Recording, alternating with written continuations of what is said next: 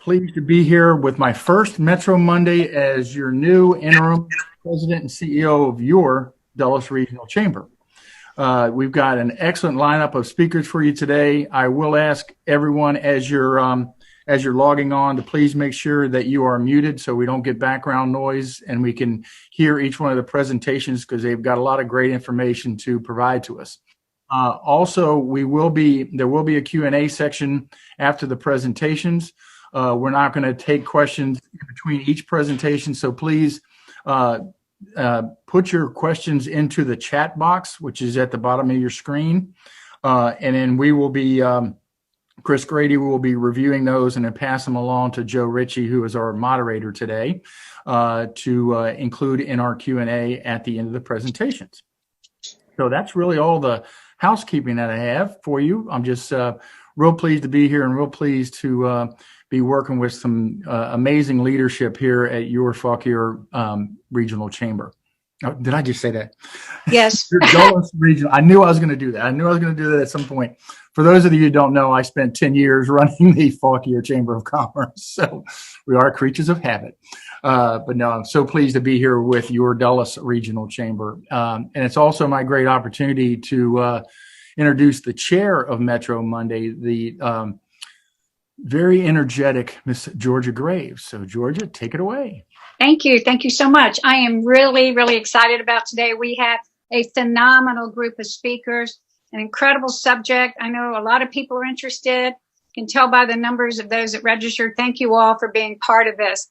Let me just begin by introducing our Silverline Committee, because without the committee members, these sessions would not be possible. And we've been doing this now for 2.5 years. So we're very proud of the accomplishments that we've made and the information we've brought to our communities to let them know all of that goes on about the Silverline. So first, I'd like to mention Scott York. He's the Executive Director of the Committee for Dulles, the President of York Consulting Group, and the former Chairman of the Board of the Loudoun Board of Supervisors.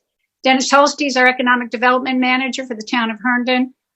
Chris Hunter is the Business Retention Manager for the Department of Economic Development in Loudoun County. Dusty Smith is the Media Relations Individual for the Dulles Quarter Metro Rail Project. Joe Ritchie is the Executive Vice President of Transwestern, and our interim president and CEO of the Dulles Regional Chamber, Joe Martin, and myself. That are the committee members for Metro Monday. We want to thank our sponsors, Eldon Street Financial, Fairfax Public Access, that broadcasts this on Channel 10 and then puts it on the FPA Metro Monday YouTube channel. So if you missed a Metro Monday, you can see it again. Main Street Bank, Northwestern Federal Credit Union, and Thompson Greenspun. We thank all of you all for your participation. To begin with, we'd like to introduce our first speaker. Our first speaker is Ben Rosner, is the Manager Environmental Science for Wetland Studies and Solutions.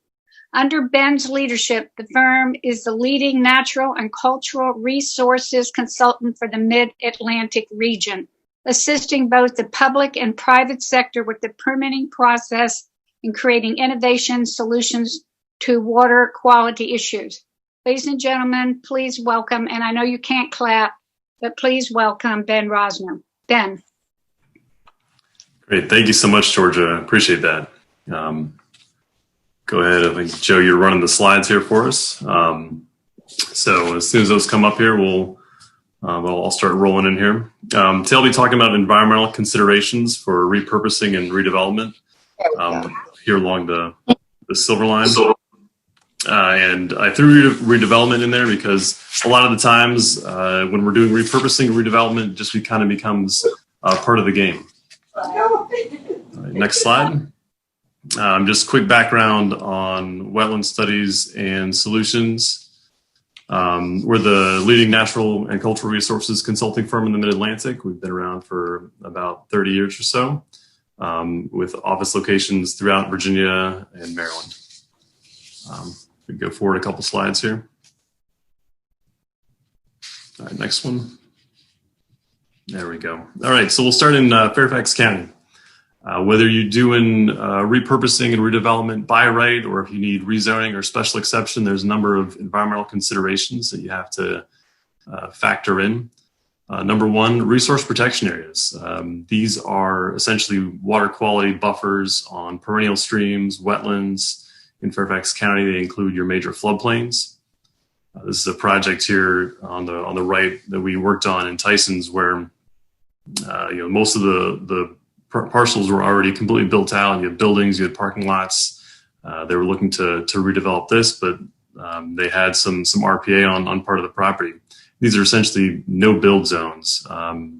You can get some waivers for redevelopment, where you can get some encroachment, but otherwise, the county will typically want you to preserve these areas, reforest them if they're currently impervious.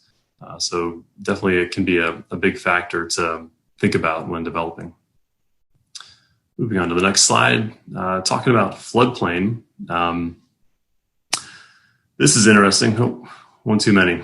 Talking about floodplain, this is an interesting project we worked on here actually along the toll road, where we had an existing building and the owners were changing it over from one occupant to another, and they needed a more secure use for the new occupant. And they discovered that FEMA had recently mapped floodplain throughout their ground floor of their building, and so that was going to cause some issues. So we had to go out there and do a new floodplain study. The stream had actually been piped. There's a quadruple box culvert there going under the toll road, and we were able to remap the floodplain to what it actually was, so they can go ahead and get those occupancy permits for the ground floor. And important things there, but sometimes overlooked. Moving on to the next slide here, tree preservation. This is again by right. This is a hot topic in Fairfax County. They're trying to preserve as much of their mature tree cover as possible. If you've got tree cover on your site, they're going to want you to try to keep it and preserve it during construction. So you're going to have to address that with your construction practices. Particularly of concern is the root zone. Oftentimes you have root zones that extend well beyond sort of the edge of your canopy. And so you may actually have to pull back a lot farther than you realize in order to keep those trees alive during construction. So proper planning is a big part of that. And of course, the county has tree canopy requirements that they want you to meet for different types of development, whether it's industrial, office, residential. Those all have different targets. So if you're converting from one use to another, you may actually be required to do additional tree planting to meet those tree canopy requirements. The next slide here, moving into rezonings and special exceptions. So in addition to having to address all those previous things, if you walk into the county and you need a rezoning or a special exception because you're converting, say, from an office use to a mixed residential retail use, for example, environmental quality corridor is one thing that you may have to consider on your site. These come into play as a result of the county's comprehensive plan. So this is an example of a site where we worked on where the environmental quality corridor was actually pretty considerable. It's that blue line that's kind of snaking up into the site there to the north.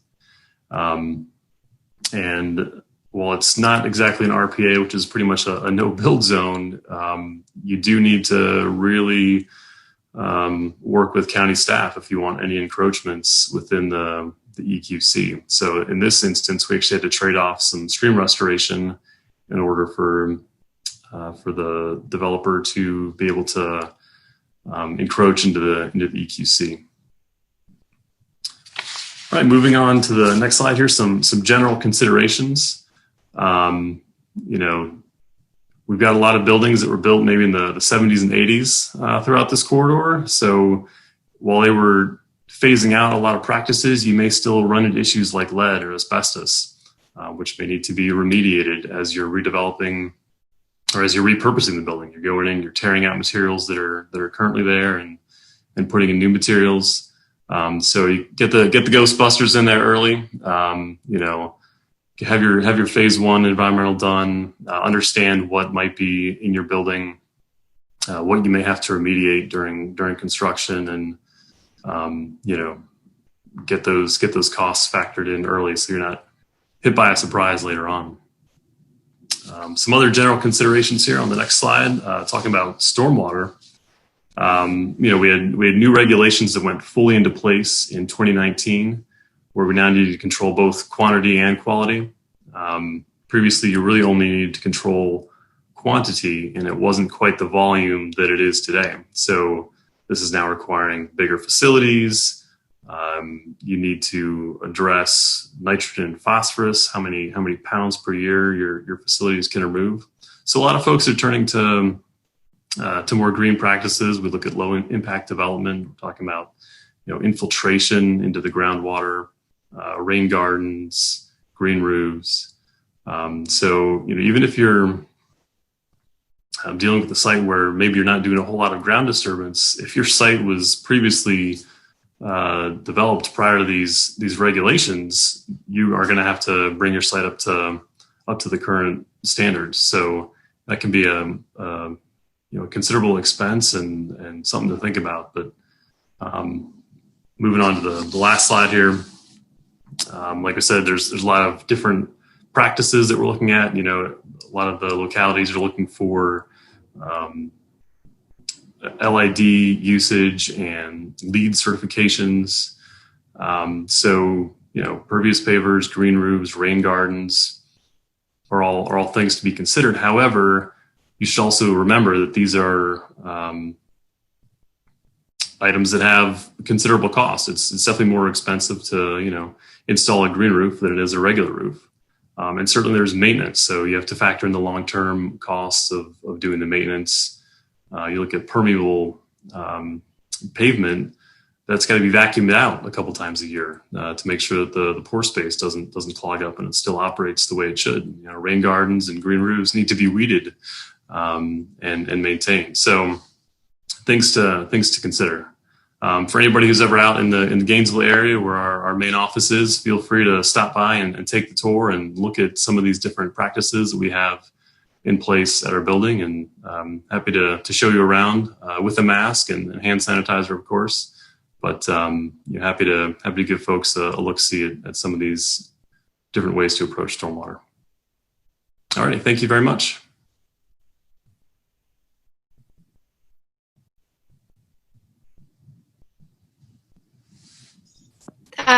Thank you, Ben. I hope you'll stay around for Q&A at the end, please. Absolutely. Thank you very much. Our next speaker is Alan Hansen. He's the Director of Architecture for DBI Architects, a 40-year-old company with superior industry expertise and design services that provide architectural interior solutions for any space. Alan is a well-known community leader and key member of the Loudoun County Design Cabinet.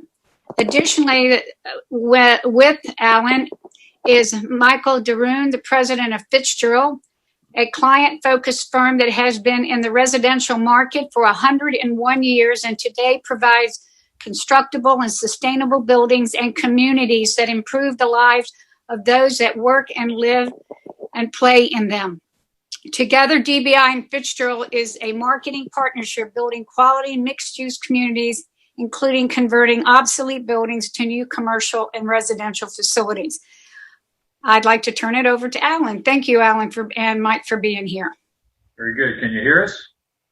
Yes. Can you hear me? Mike, we hear you? Thank you, Georgia. Okay, take it, Mike. Welcome. My name is Mike Daroon. I'm the president of Fitzgerald. Happy to be here today and talk with you and everyone else about transit-oriented developments and repositioning those buildings in those corridors. And I'm Alan Hansen. We're introducing to you, as Georgia said, two different firms with different background, residential and commercial. And we have joined forces, next slide, to create a mixed-use design group that envisions designs and helps to construct buildings for communities that one might find along major transportation routes like the Silver Line. This is, we've been connected for the last 3.5 years. And these guys, these people, and it's people on both sides, men, women, we got them all. Pleasure to be connected. Next slide. Oh, no, I'm sorry. Go back one. Hey, Mike, your turn. Keep going. Okay. All right. We talked about 101 years and 45 years, and so we've been at it a while. This is the big picture. Silver Line Phase 2. We have 4 stations in Fairfax, 2 in Loudon. Actually, we split one at the airport. Starting Reston Town Center Station, that's Joe Ritchie's Home Away from Home. Next one, Herndon. I'm sure Dennis will get into that. A lot of office and some hotel already in place, at least momentarily, a little lower density. Innovation Center, a lot of changes there. There's going to be a lot of design work there. There's big density and big ideas for the future. Then it loops down to Dulles Airport, which does exactly what it's supposed to do, take people in and out of the airport. Then Route 606, which is primarily parking, and there's some data centers planned, and there's space available on the north and the south sides. And then finally, we end, at least in most of our careers, in the Route 772, otherwise known as Ashburn Station. Next slide. The point of this is use, USE. Please note that most of the buildings that populate this transit area are of office use. So as far as we can tell, it's probably 85% office around the stations that exist. Most of them were built starting in the 1970s. And so they have, been around a while, and we're going to be looking at conversions to residential.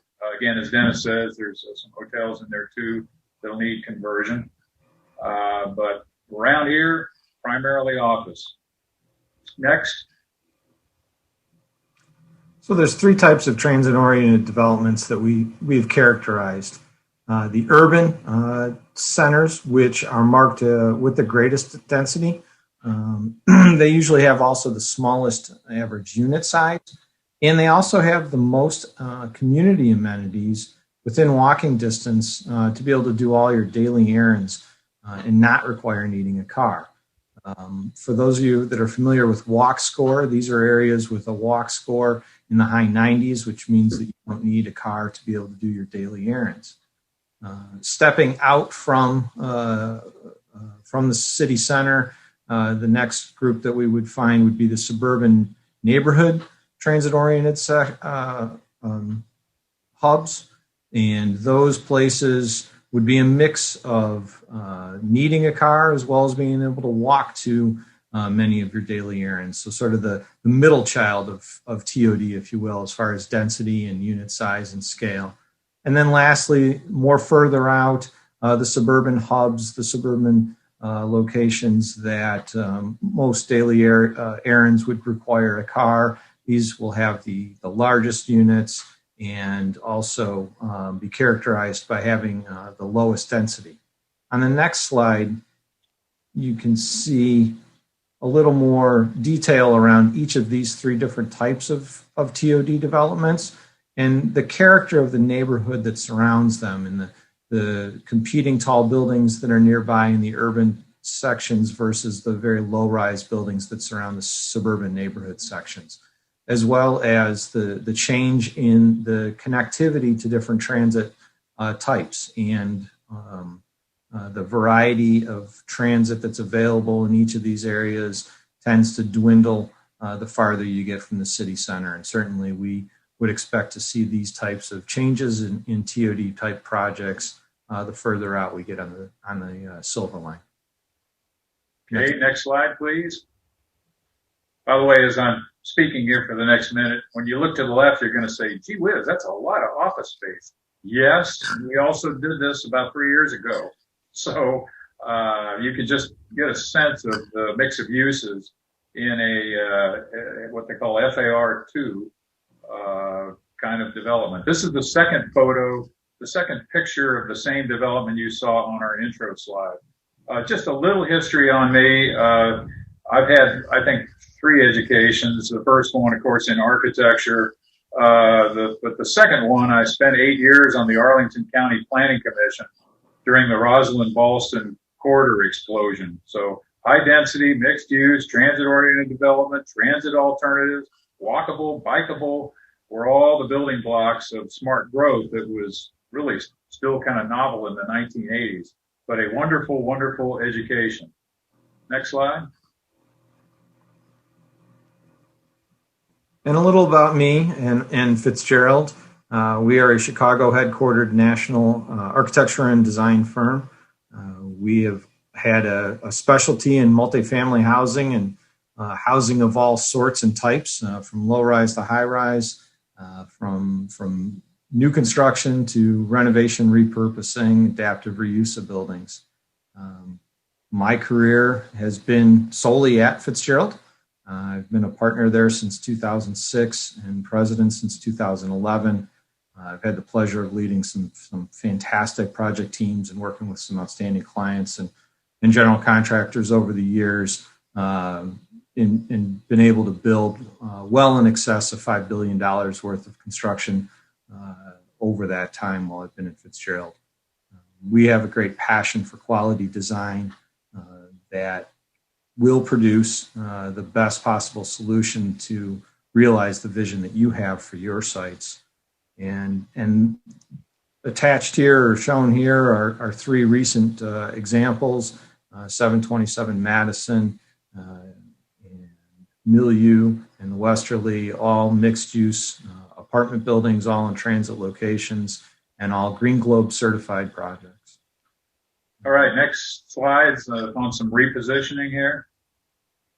So there's 3 keys that we see to repositioning an existing building. And the first is, what's the demand? What is the market asking for in that location? Is there a market being demanded of a new building or a new service or new building occupancy in that location? What's the design feasibility of the structure? What does the building tell you that it wants to be? What does it tell you that it could be? And lastly, with the building, is there a compelling story that wants to be converted or wants to be preserved? Which is it, in order to help us decide how to go about tackling that design challenge of repositioning a building. The project that you see here is called Millennium on LaSalle. This is the conversion of a 13-story building that was built in 1902 as the National Life Building. It was designed by William LeBaron Jenney, who you might know as the father of the first skyscraper that was built about 2 blocks south of this location. In the 1940s, this building was renovated and continued its life as offices until a few years ago when we began the design work to renovate it into 216 new apartments. And on the next slide, you'll see that apartments these days require far more than just apartments. They require a lot of amenities to serve those residents inside the building. So we added a 14th floor to the structure. It's about a 200,000 square foot building with no parking because of how well located it is to all types of transit. On the next slide, next project, this is a name that many will probably recognize. This was once the headquarters of the Montgomery Wards Company. This was their corporate office and merchandising building. This building was built in 1928 and is an example of some of the very first all cast-in-place reinforced concrete structures. Because of that, we were actually able to modify it slightly in order to be able to reuse what was an extremely deep floor plate that didn't allow itself or tend to allow itself to be suitable for a residential conversion. 241 condominiums were designed inside of this building. We cut down the light courts that were originally only 2 stories deep to be 4 stories deeper than that, and allowed us to create some very small units and use up some of that extra floor space within the building. Atop the building at the corner is the Spirit of Progress. That was the symbol of Montgomery Ward and came from the Columbian Exposition in 1933. By the way, the upper left-hand slide, see what happens when you go 10, 20, 30, 40 years before you get into a project? Those people, decades ahead, got all the great locations. Notice they're right on the river. Yeah. Next. And then the next slide, yeah. So this is the Pew Terminal Warehouse Building. It was originally built in 1905. It's over 625 feet long and is about a 550,000 square foot building. It was originally built to service ship transportation and goods coming in off the Great Lakes and being able to transit those out into the city. In the late 80s, it was converted into an office building along with retail at the base of the building. The retail survived and thrived fairly well. And as you can see on the next slide, the restaurants with the riverfront view certainly did well. But the offices didn't survive. And a few years ago, we renovated this building into 375 apartments and some parking, added amenities at the roof decks as well.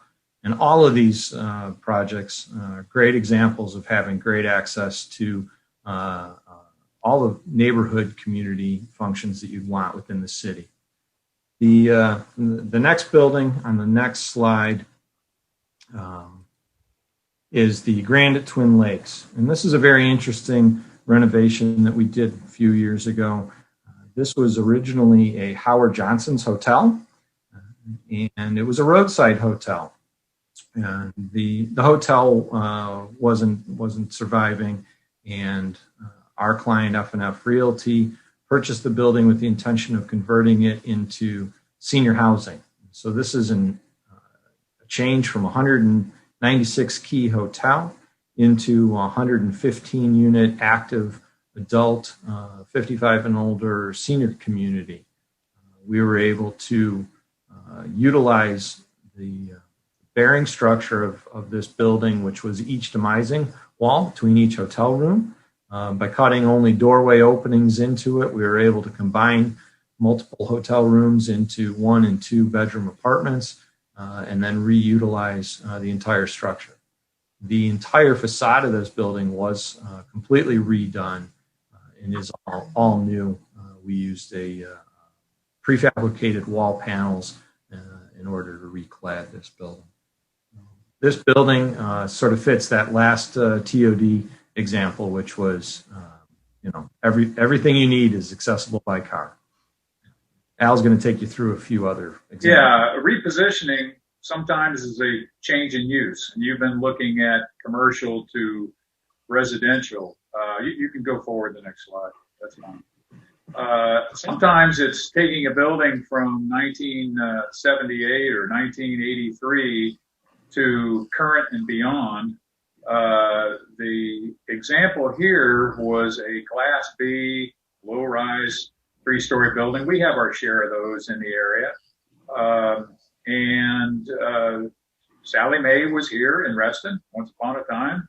They decided they were going to move north to Delaware. You can see the new facility on the I-95 corridor. The entrance is on the right, and the new facade is on the lower left-hand corner.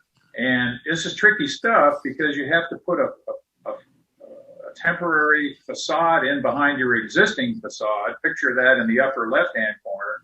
Then change out your facade, then take off the inside facade, all while rotating around, or sometimes people stay in their seats. And we've done that one before. So next slide. Something that's important here is the site, and this will tie to every landscape architect and civil engineer and wetlands and everybody else. This is not a Class B building office park. This is now the headquarters for Sally Mae, and the site needs to sing the same song that the architecture is singing. So enough of that one. Another repositioning. This is actually it's my old neighborhood. I worked in this neighborhood 25 years. 1015 18th Street. It sort of looked like the buildings on the left. Been there since late 70s, early 1980s. Building was very tired. It was only about 30% occupied.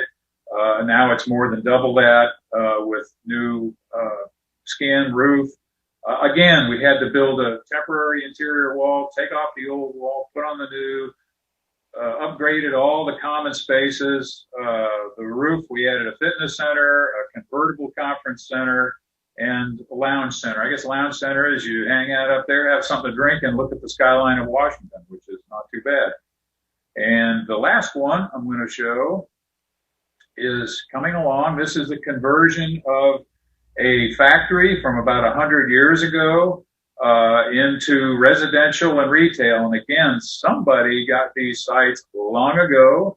And today, not only are they wonderful from a residential standpoint, the buildings are built just incredibly solid and capable buildings, especially when they're industrial. They got floors that just support whatever you need, but they're also very, very close to rail and downtown amenities such as retail and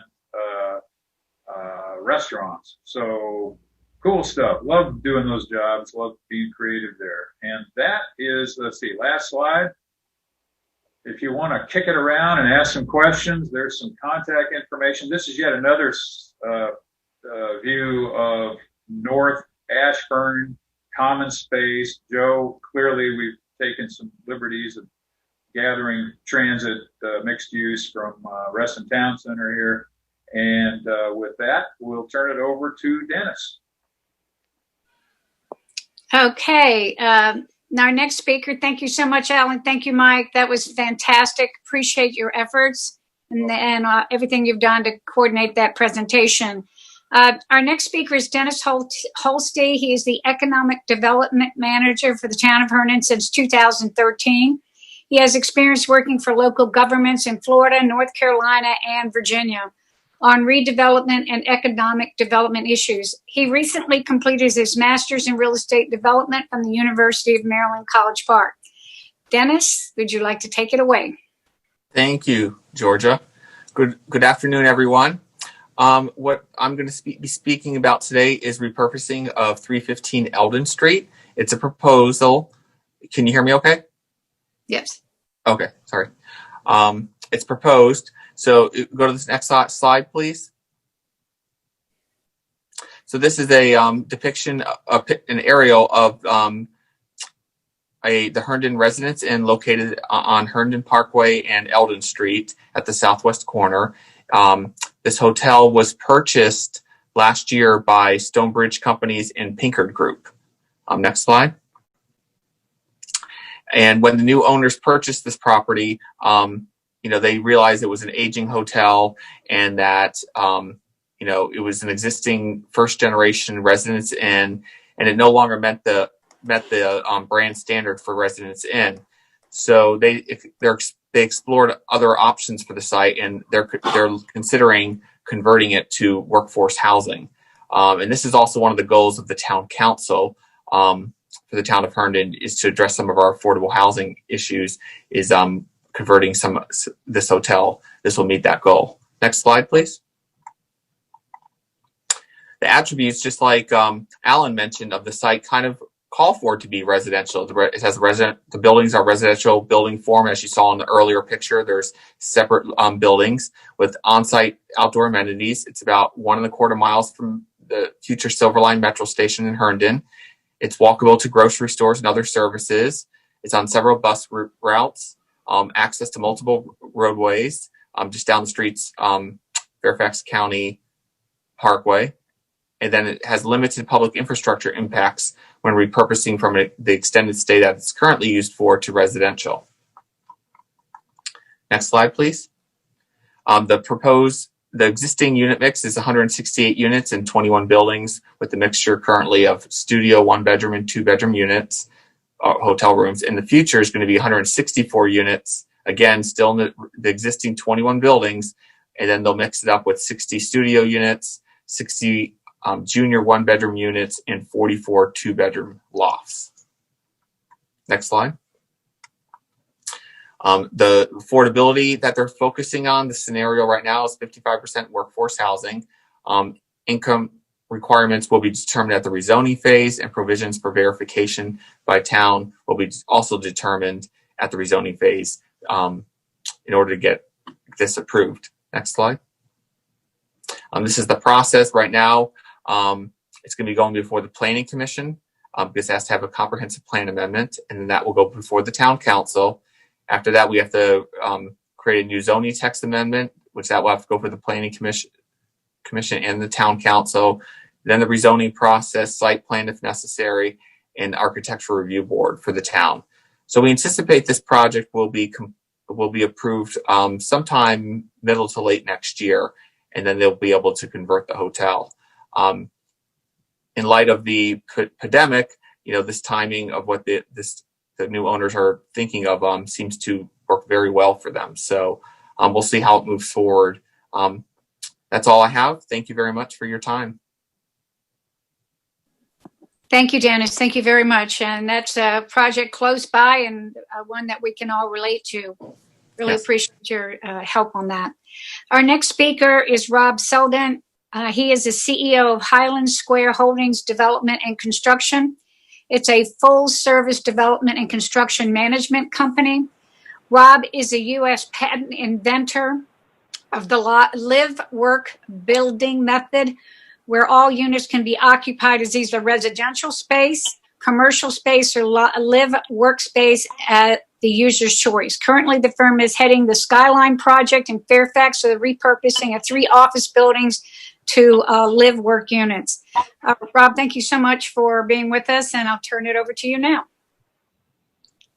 Oh, thank you for having me. And thank you for all of the other speakers as well. Some really interesting stuff. So before we get started, I think it's helpful to think about sort of where all of this came from, because a lot of the questions are, is COVID causing all of these things? And the answer is no. At least for the utilization of office buildings has been in considerable free fall for a pretty long time. Just some statistics that are good to think about. In 2008, there was about 30 million feet of vacant office space in the DC MSA. In 2018, there was over 60 million feet vacant. And that was with actual continuous job creation the whole time. And so, we began noticing that and asking what's causing that. And at the end of the day, it came down to the idea of technology. And so this is sort of a little teaser that we've put together. But basically, that information technology has liberated information from buildings. And office buildings in general were machines that were built largely to sequester and process information. So if now that all people carry the sum total of human knowledge in their pockets, you don't really have to go to a building anymore to access information. And that means that you have a marginal utility component problem in the asset class entirely. So once again, this is not COVID caused. This was already in place and already sort of running rampant through, especially the market here, but really elsewhere. So to help address that, next slide, we basically invented what we call our live-work strategy. And as George has said, basically what they are cool loft apartments, but where every unit has the ability at all times at the tenant's choice to be occupied as either an apartment, an office, or a combined live workspace. So we wind up with 300% potential utility in a 100% physical plant at all times. The objective is fundamentally to create scarcity of supply, sort of cool lofts, and maximum demand that are not really otherwise able to be addressed by any of our multifamily competitors. And so by driving scarce supply with more demand, we should be able to have pricing power through all market cycles. Now, obviously, that's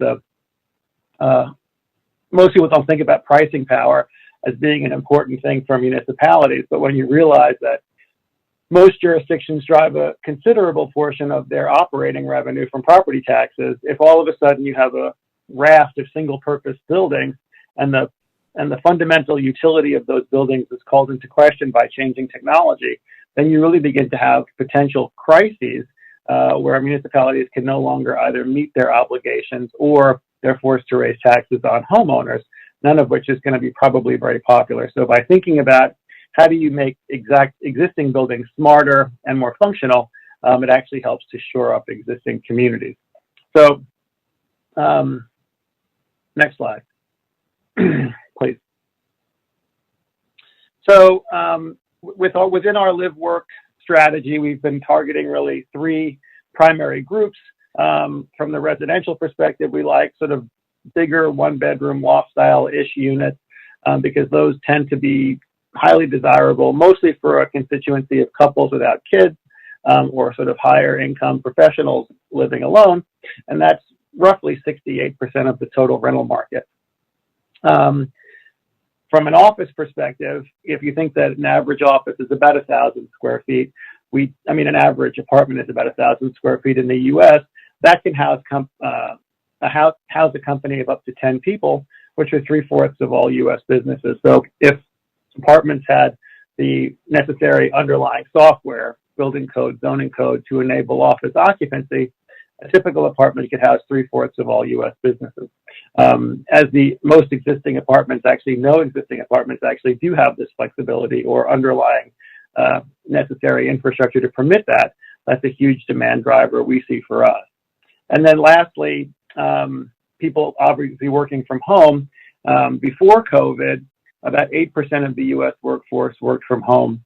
After COVID, the forecast is it'll be closer to 35%. So that's about a 50 million person swing in terms of primary location in under 2 years.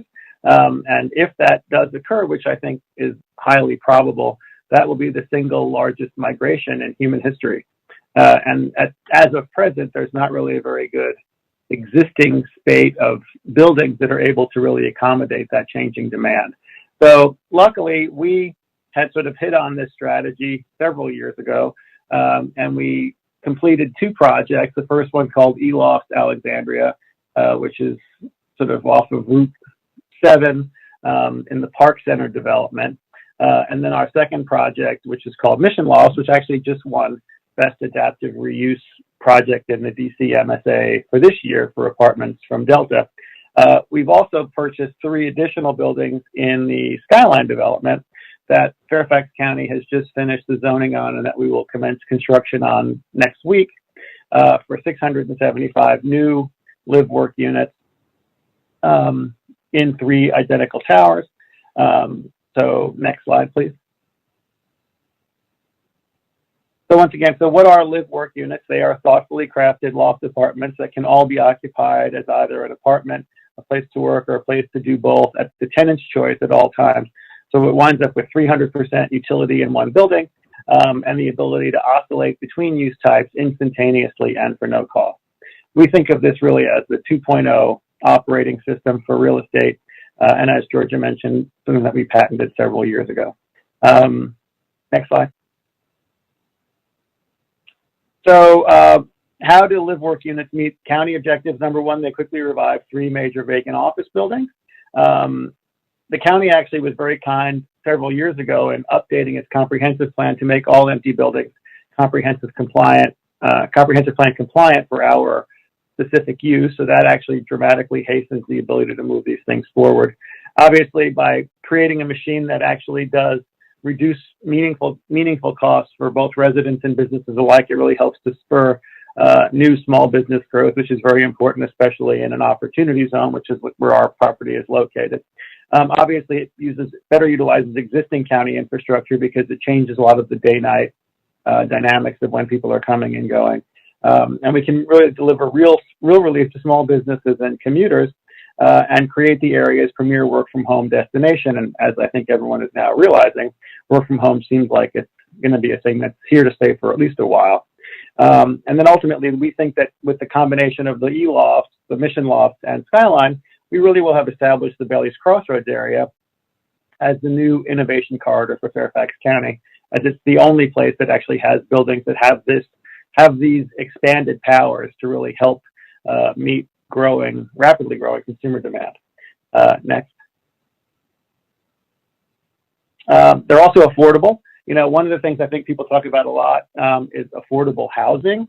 And, you know, one of the things that's important to think about is that there's a lot of cost associated with being alive. And so while the price of your apartment is one thing, if you have to also rent an office, that's considerable additional cost. If you can combine all of those uses into one space, that's a lot better. Next. They're also green. Obviously, full building repurposing really is recycling. It is the greenest kind of development that you can do. The National Trust for Historic Preservation actually did a study, and their belief is that it saves about 30 years of imputed energy when you convert a building as opposed to building one from scratch. Next. So one of the things that's interesting about these things is you've got great buildings, but you've got changing demand. And so that's really a hardware software question, because you've got great hardware. The buildings are terrific, but just the demand side, the demand for them has changed. So we need to alter the underlying software that changes the ways that they can be occupied. And as you can see, there were 3 primary challenges in this specific location. 1 was BRAC, 2 was the invention of the smartphone, and 3 was the prejudice against places that were not rail served. And so because of those 3 components, these buildings went from being 95% occupied, which they had been for almost 40 years, to 5% occupied in a 10-year period. And that meant an unbelievable diminution in assessed value, which means an unbelievable diminution in county revenue related to them. So that's a significant challenge. Next. And what's interesting is actually that working from home, which I think has become a relatively simple seeming accommodation, is actually a lot harder than you think, because most apartments don't meet the requirements for work from home building codes. They don't have strong enough floors, which one of the speakers mentioned. They don't have wide enough stairs. They don't have handicapped bathrooms. They don't have enough parking. They don't have water fountain access. The nice thing about the existing Skyline buildings is they already met those codes. And so that actually helped provide, by having the necessary infrastructure to enable work from home, these buildings actually found a way to find a quick and better new life. Next. And obviously they're really well located. So it's just, once again, as one of the other speakers said, people who built stuff, 30, 40, 50, 60, 100 years ago have what are now really great infill locations. And so the question is just, how do you use them better? Next. So obviously one of the great things about building repurposing is that, if you don't have to do much to the outside of the building, you have opportunities to change the ground plane to really begin to think about how you can reanimate. So we work with a landscape architect in Boston who does a terrific job. And a lot of what you'd see at Skyline, which looked sort of from a 1970s, 80s sort of design aesthetic of, let's just say, an East German dead drop zone, we can turn that instead into a much more richly layered, richly textured, experiential place that really brings quality and makes the true center. Next. And the rest are going to just be pictures. So, on the exterior, it'll look largely the same. We're just going to be changing out the windows, both to meet current mechanical code requirements and also to have some operability, which we always think is very important. Next. And then obviously the big question is, how do you create an inviting streetscape? So we'll be looking at how do we create sort of street furniture that also looks like grass, that also looks like a place that you can stay. We're looking to make a place that's somewhere that you want to linger longer, and that actually serves as a hub of activity and an inviting place. Next. We'll be sort of rethinking the building entries, trying to reuse a lot of the existing things that are on the site. These are actually force protection barricades that actually can be repurposed into sort of green seating. Next. We're going to be taking a lot of the top level of the garage, what looks like surface parking, and converting all of that into a new public park space, which will have, all sorts of great features that will once again be open to the public and not just to our tenants. Next. We will be thinking about how do we take a lot of the existing green space that's there, which is inactive, and turn it into active space that you actually can engage with instead of just looking at. We think that's very important. Next. We like that there's existing tree canopy that I guess Ben had spoken of. The trees have been there for 30 years now, so they're pretty big. So now the question is just where they had been used previously to divide space, we want to use them actually to become connective tissue and become things that you actually physically engage with. So it's taking what's there and just making it more usable. Next. Obviously, when you begin to put in a lot more great green space, one of the things that it does is it also creates new premiums, which actually help us drive revenue from things that previously would probably not have been considered places that had great views. And that's a benefit not only to us, but also to our neighbors. Next. And at the end of the day, you know, what we can achieve with things like this are real economic development, provide meaningful support for small business, unbelievable innovation, creating real housing affordability, and more importantly, housing diversity. We can change a lot of what people have always thought of from a TDM perspective as when people are coming and going, which makes the existing infrastructure a lot more usable. We can expand pedestrian connectivity, tree preservation, green building, low impact development, all while stabilizing neighborhoods quickly and affordably. And so we look forward to having you guys come out and take a look at it. Thank you.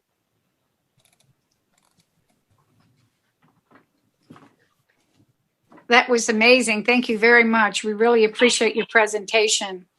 Moving on, we have Doug Fleet, is the co-founder and CEO of American Real Estate Partners. Since 2003, AREP has acquired, developed, and invested extensively in office and mixed-use assets throughout the greater Mid-Atlantic region.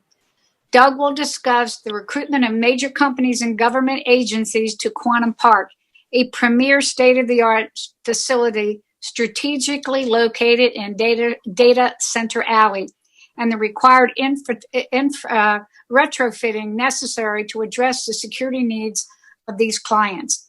I turn it over to Doug. Georgia, thank you very much. Joe, pleasure joining you, and speakers were wonderful. Rob and Ben, Alan, Mike, you guys did a great job. And I have to tell you, Rob, I'm not giving up the sofa in my office. I'm gonna sleep here at some other time. So, with regard to Quantum Park, and I'll start it. We really want to tell the story of what we would pretty much say is the taking an asset in Dulles. We've done about $4 billion worth of repositionings and repurposing, but I wanted to take the time to talk about something that was right on the silver line. So if you look at this photo, we bought the Verizon campus regional headquarters back just under 5 years ago. And in essence, you can see that it was a very uniquely designed and developed campus. And the story we want to talk about today is a little bit about the thought process that we went through to arrive at our repurposing for the building. And I thought it would be a little bit of a story to look at this property. And this photo is from 20 years ago. And as you can see with where the market is today, I'll bring a little aerial over. This is a little bit more of how it's developed today. So you can see back in the day, it was a little bit more barren, a little bit more isolated. And if everyone recalls, this was designed by UUNet.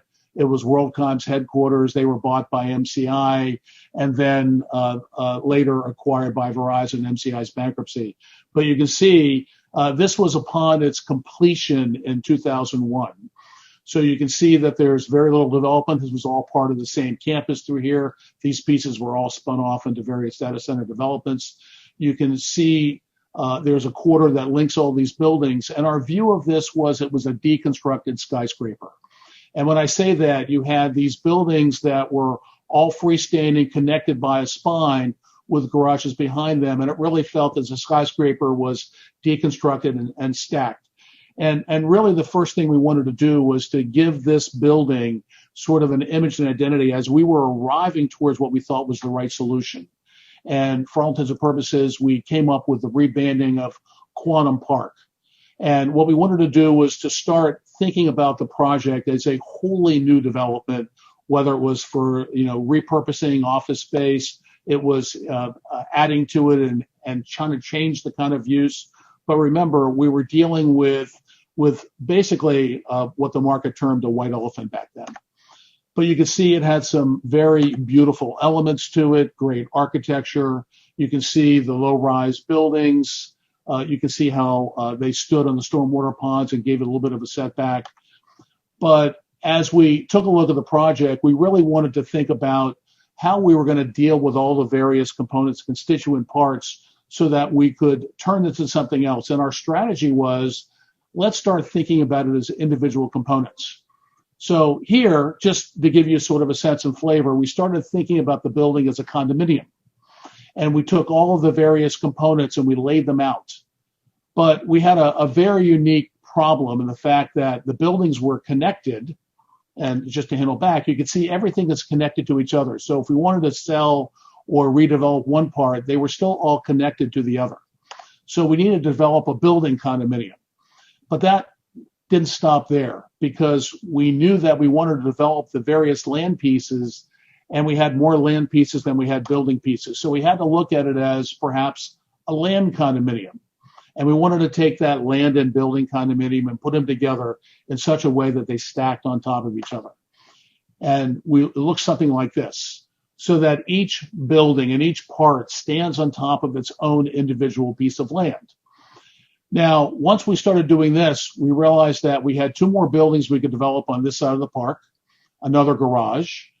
This piece Verizon was going to sell out, became a property that Equinix bought. We had some surface parking lots here. We had a road that didn't really match up to anything.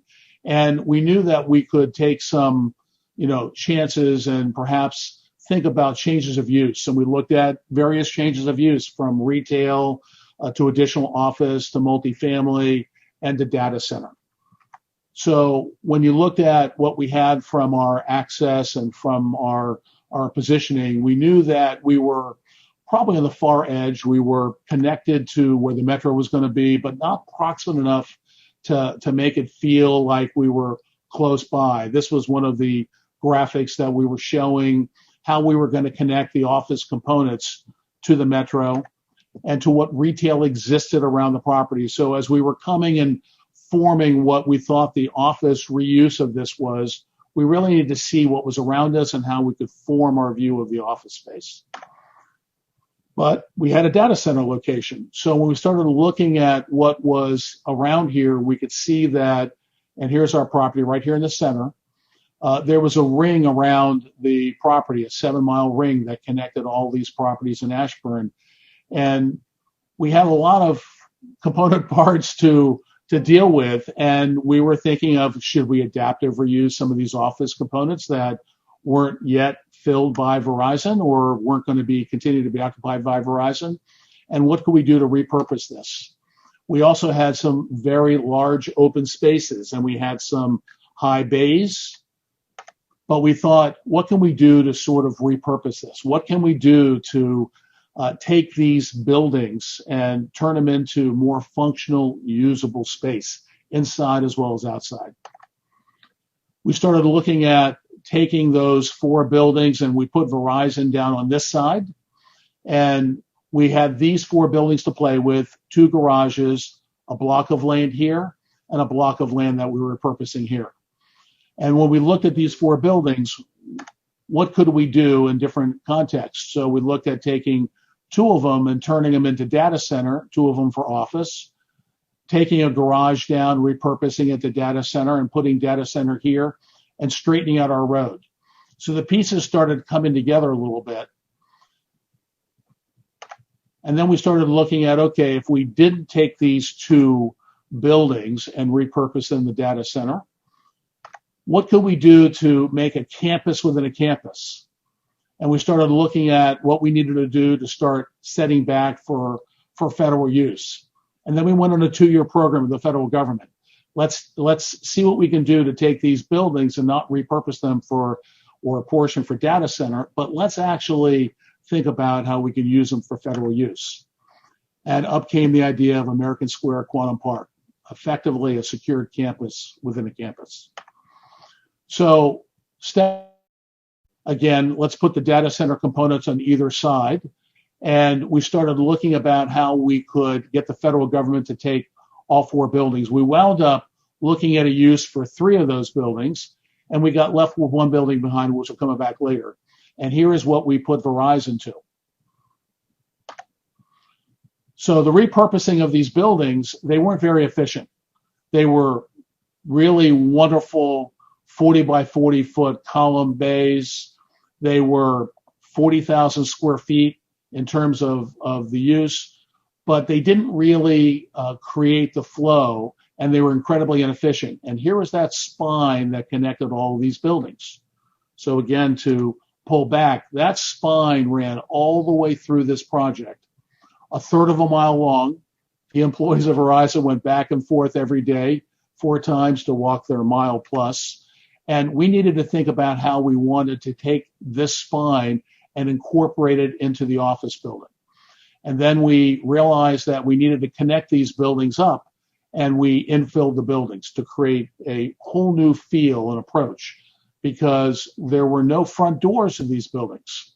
So we needed to create a new entrance and a new interface for all the employees that came here and parked. And this is what we wound up with.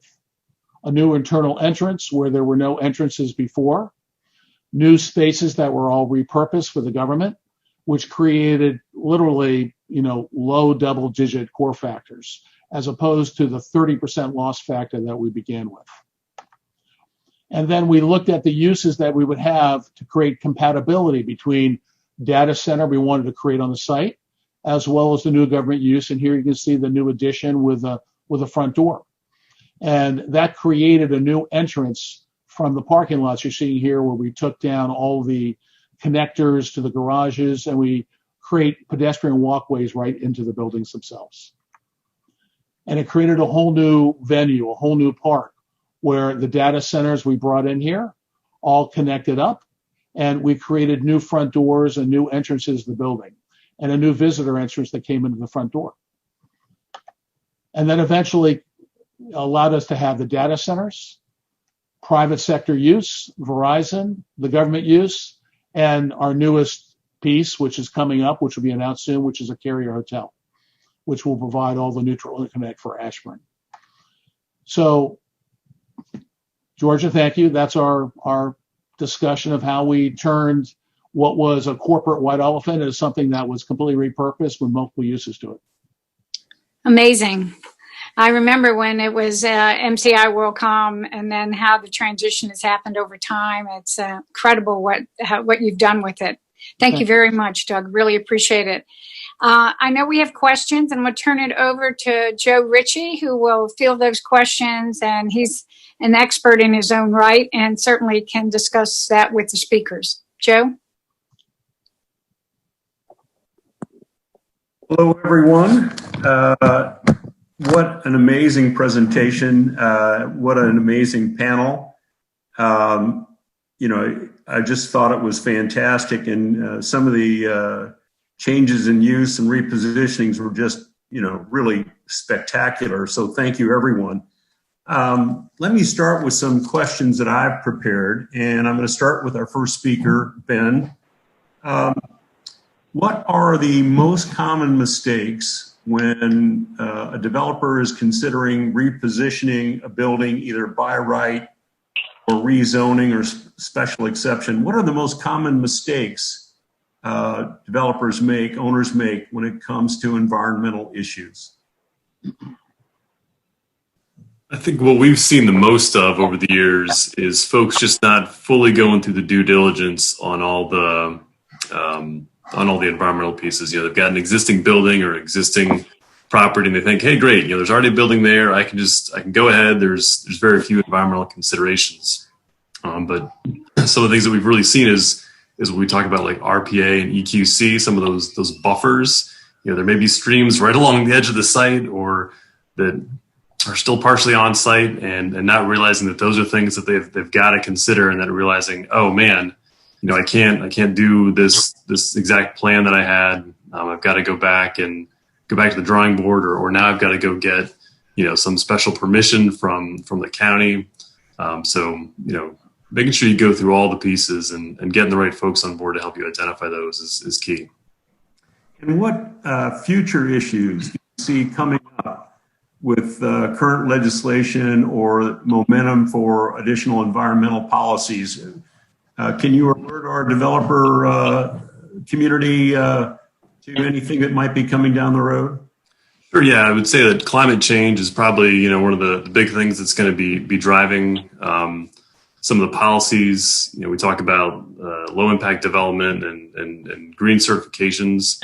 So I think when we look at things at both the state level, the federal level, those are the kind of policies I think that are going to be coming down the pike more and more. I know we've taken steps to start addressing them now, but I could certainly see more of those. How do we deal with our energy use? How are we dealing with our reuse of buildings and materials, and addressing those pieces of it? So I think that's gonna be the next big thing to bite off. Thank you, Ben. I'd now like to move to Al Hansen and Mike DeRune. Mike, let me start with you. You mentioned the repurposing of some older warehouses. And my first thought that came to mind was, in Loudoun County, we have millions of square feet of data centers. Are there any parallels here that we need to be thinking about for Loudoun County? Oh, sure. We've seen just about any building type repurposed into something else. Data centers certainly could be repurposed into any number of different uses, from residential to office to entertainment complex.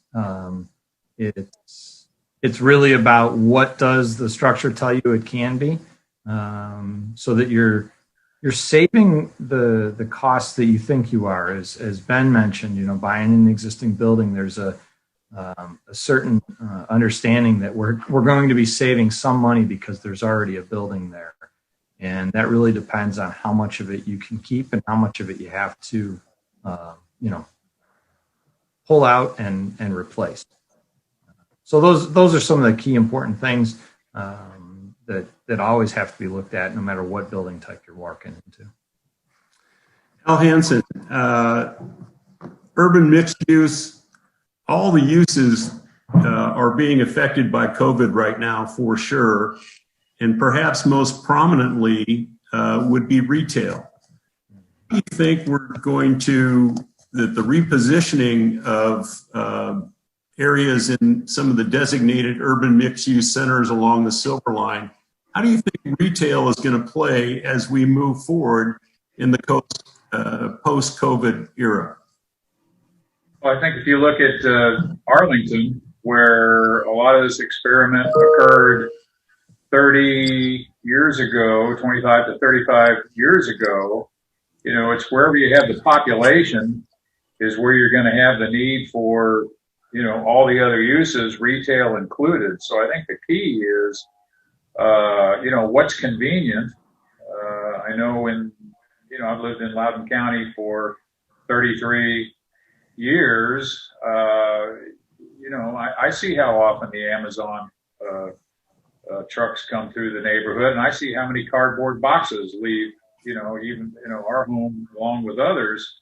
But sometimes you need it, and you need it right away, and 24, 48 hours is good enough. So I think the key is convenience, and what services are those? Again, look at Arlington hard. I am sure that the county people will be more than happy to share their knowledge, because it's a great story to be told over the last 40 years. I just wanted to talk just for a second too about data centers. The Loudoun County Design Cabinet has already taken that up. How does that kind of work in the future? If a data center continues to be a data center as it is today, it may be that 20 years from now, 10 years from now, you may want to plan it so it's the center of a site, but there's space all around it for residential and commercial, office and retail. It just happens to be the center of the site. Could be parking, and it could be data centers. It could be self-storage. Look at Capitol Hill on another scale. The center of many of those blocks are a different use, and then there's a road all the way around it, and then there's houses, all uses, mostly housing, on the street. So I think it's as much planning for the future as site planning as it is about architectural design. Now, for both you and Mike, we've had significant along the Silver Line corridor, significant levels of parking related to a more suburban style development. And we've gone into, with the urban mixed use, parking structures around the metro stations at lower parking levels, but prior to that at higher levels. What are the concepts that are being floated, if any, for the repurposing of these parking facilities? Mike, do you want to start? Sure, happy to jump in on that. Yeah, repurposing parking facilities is a challenge in a couple of different ways. Parking floors, believe it or not, may or may not be designed structurally for the load of residential use, similar to the problem that Bob was mentioning with office use in a residential building. And, depending on the structure type, the ceilings may be too low. There are also challenges with the depth of the floor that could result in a very inefficient use for residential specifically. That said, there are ways to overcome some of those challenges, depending on what you can do to open up the facade in order to create outdoor space at the front of the unit and allow the unit to be a little bit deeper inside of the floor plate. And there's other ways to use up the interior space, potentially cutting light wells, like I showed in the One River Place project, and whether how the ramping is done. Lots of moving parts there, Joe. Very tricky, but certainly something that we're looking at going forward. We've seen a change in parking and driving attitudes. There's certainly a reduction in cars and in some buildings to design parking decks that are going to be used now to be repurposed later and sort of set yourself up to avoid some of the problems and challenges that I described. I'll add to that a couple of things. One is, this is a great one to stick in your back pocket whenever you're out looking at potential projects, potential repositionings, and that's general dimensions for things. If you look at an office building, you can go put a tape measure on any office building around here from the last 40 years, and they're Made me out of here. I'm sorry. Okay, they're 90 to 110 feet in depth. Residential tends to be around 70 feet in depth, and retail 40 feet to the big boxes, 150 feet in depth. So you've got all those dimensions that have to be reconciled. The other thing regarding height, if you look at most retail in mixed-use areas and restaurants and so on, a lot of the ceilings tend to be in the 18, 19, 20-foot height. Well, what is that? That's 2 levels of parking. So what you can do around the perimeter of a parking structure is make the floor removable. Maybe it's steel and you unbolt it and take it out of there. And so retail and taller spaces can use the perimeter and just leave the cars on the inside. So just got to be creative about your vertical dimensions. Thank you. And I apologize. My dog came through and started barking. So little distraction there. Dennis Holstein. Yes. A really nice overview on the residents in repositioning to affordable housing. And the town of Herndon has a significant level of hospitality facilities in the town of Herndon. In this COVID era, do you anticipate that you might have, and the town might support the conversion of other hospitality facilities into housing? Well, the town has a total of 9 hotels right now. I don't know of any other future plans for additional hotels to be converted, but I do know that the hotel industry, I was reading an article today about CoStar, is in distress, with their lenders. Of course, occupancy is way down, it's hovering in the 30% range here in Herndon. But I was reading about the lenders are, running out of time. So there's going to be a lot of them going into foreclosure. So I anticipate that there'll be pressure not only in Herndon, but throughout the region for other uses for some of these hotels. So I can't hear you.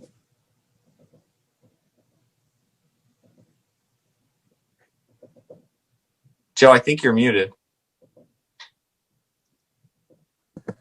My dog came through again. Sorry. Where are you in the process right now, and how long until we know an outcome for that property?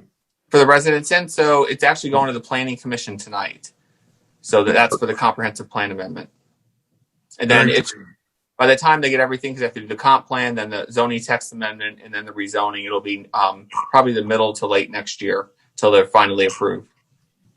Very good. Thank you, Dennis. No problem. Bob Selvin, very impressive presentation and a creative project. You seem to have picked the perfect position for the COVID era in the conversion of these units to work-live units.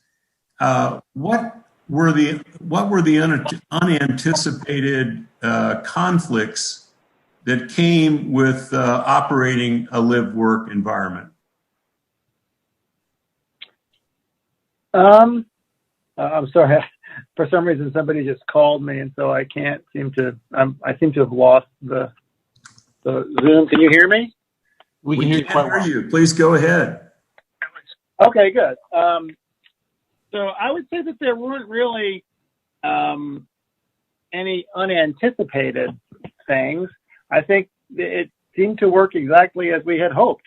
That at the end of the day, if you could, like I said, our goal is to maximize demand and to have flexibility that enables demand maximization and that meets consumers' needs in ways that no other existing real estate products do. And so I think that was what we set out to do. And I think the marketplace has embraced it exactly as we had hoped. And you're right that COVID has been a force multiplier because I think it hastened a lot of the transitions into which were, I think, coming anyway, technologically enabled distancing, right? Because technology is a force multiplier for disaggregation, not for aggregation. And cyberspace has replaced physical space, both in the retail space and in the office demand. So, people who are owning buildings just need them to be able to do more in order for them to hold their value. And if the buildings can do more, they can also be as adaptable as technology is and also be as adaptable as human beings are. And now that people can do a lot of things from the same place, having to force them to go to multiple places to do what they can all do in one place, that's probably not going to be a very successful strategy going forward. Anything else you want to share about that project? It's so unique, so powerful in this era. What other insights might you share with us on that? I think one of the things that's interesting about the real estate business is it's one of the only things I've seen, and I'm an apartment guy, so I come to it from that perspective. But unlike most businesses where your goal is to demonstrate why you're different and better, which is typically how consumer businesses work, the real estate business is more of a capital-driven business. And what the capital wants to see is how you are the same as your competitors. Because by demonstrating the sameness, you are showing why it's safer, right? And really, in my experience, that's only meant that everything that was delivered was dilutive to value as opposed to being accretive. And when we ultimately exit the sort of declining cap rate environment, we're going to get back into a place where the only way that you can make money is the old-fashioned way, by actually making more money. And in our experience, the only way to do that is actually to have something that more people need than the supply that exists. Right. So I would say my experience is always try to make things that are a little bit different and a little bit better because the consumer is not finding those things in a lot of places. Well, just amazing timing and thoughtfulness, and really thank you for sharing that with us. Mr. Doug Fleet, I have to admit to long being a fan of Doug, and I've had the privilege to work with him in a previous career when he was a broker before he went to the development side. Doug, what you did at was really just amazing. Speaking for myself, how did you come across, you explained a little bit about the market segmentation of how you broke down that property. How important was that to your success? And how early did you identify the American Square component and decide to go after a GSA use? Joe, that's a great question. Thank you. So it was a relatively quick deal. We spent a long time negotiating with Verizon. We were in detailed conversations with them and competition. But at the end of the day, we only could do so much planning. We really just want to understand what the components were. So we actually closed on an all cash without a full determinant of our plan in place. So I know it sounds odd that we invested $212.5 million in a project that we had a good sense of, but we didn't have our pristine plan nailed down. So that's a rather significant bet. But we also felt that the underpinning of, even if we tore down the portion that we were thinking about repositioning, repurposing, and we turned it into data center land, we weren't going to lose money. So that gave us at least the confidence of a base plan to say we knew that perhaps we could move forward. So the first thing we did is really we condoed it, and then we filed for additional density. So we were able to take the 300,000 square feet of density that was there and turn it to 1.3 million. And then the only question is, what do we do with that 1.3 million square feet of FAR? And once we condoed it, how could we move around? Because when we first bought it, Verizon was spread throughout the 1.8 million square feet, but we had to convince them to sort of aggregate all their space and all of this raised floor space, all this SCIF space. And their mission was critical, and it was secured. And if you think about it, that kind of gave us the thought that maybe we could enjoin them with another secure tenant. So we were lucky enough to get we don't really talk about it very much. So you heard us sort of speak about it in high level terms, but we were able to secure a federal government tenant that had security requirements that were level floor. And you saw some of that thought process. But if you think about the idiosyncrasies of what drove us, we had to do a little thinking, a little strategy, but we at least felt that our basis allowed us to take the time to do that. So we didn't really execute until 10 months after we owned it. And that's when we effected the condominium. We sold that portion that was occupied by Verizon, and we were able to sort of free up all those elements in a condo about that 10-month period. So it took us a little while after closing. Thank you, Doug, and thank you all for the privilege of being able to ask some follow-up questions with you. I've got a couple questions from members of our audience. Let's see. From Judith Hanley, approximately how much would a foreclosed hotel be sold for? Range. Does anybody know the answer to that? I think it as little as possible. Yeah, I think it depends. I think it depends on, is that hotel urban or suburban? What kind of hotel it is. Is it a select service hotel? Is it a full service hotel? So I see Michael bobbing his head the same way. We've looked at a number of conversions, but the answer is it really depends on where you're trying to take it and what those rents are going to be in that particular market to justify what you can pay and your conversion costs. Michael, would you agree? Yeah, the only thing I would add is it depends on what debt is on the piece and where they're actually at in that foreclosure. Yeah, that too. Yep. Gerard Gurgi, I believe correct pronunciation, or my best guess, has another question. Is anyone using the new PACE programs in Loudoun and Fairfax to finance net zero energy or zero carbon buildings, especially in these repurposing opportunities?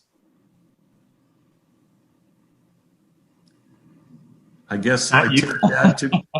Yeah, I can't say that I'm using them, but the PACE programs are certainly a great way of trying to recapture some of the costs in new technologies for energy conservation, and trying to get towards those laudable goals of net zero and carbon neutral. I have overstayed my time, I believe. And let me now thank you all again and hand it back to Georgia Graves. Thank you very much. I really appreciate everyone's efforts. The speakers, as Joe said, were just tremendous. We really can't tell you how much it means to the Dulles region to have such fine talent come and speak with us. And as you may know, or if you don't, we're happy to tell you, this will be broadcast on Channel 10 for probably, it'll take them a week or two before they have it prepared. It'll be broadcast for probably a month, and then it'll go on the FPA Metro Monday YouTube channel, where you can also see any of the past Metro Mondays we've had. May I please again extend my deepest appreciation to all the speakers for your participation today. I also want to thank our committee members. And one final time, if I could thank our sponsors, Eldon Street Financial, Main Street Bank, Northwest Federal Credit Unit, Thompson Greenspon, and of course, our media sponsor, Fairfax Public Access. Thank you all very much, and I'll turn it back over to our interim president, Joe Martin. Thank you, Georgia. What a wonderful presentation. Thank you all for sharing this information with us, and we look forward to gathering more information as we move forward in this metro area. And I just want to thank you all for being part of this. Please check out the many other opportunities you have through the Dulles Regional Chamber to participate, connect, and advance your business. So thanks for being here, and thanks for being part of this great chamber. And if you haven't become a member, please join. We'd love to have you. Thank you.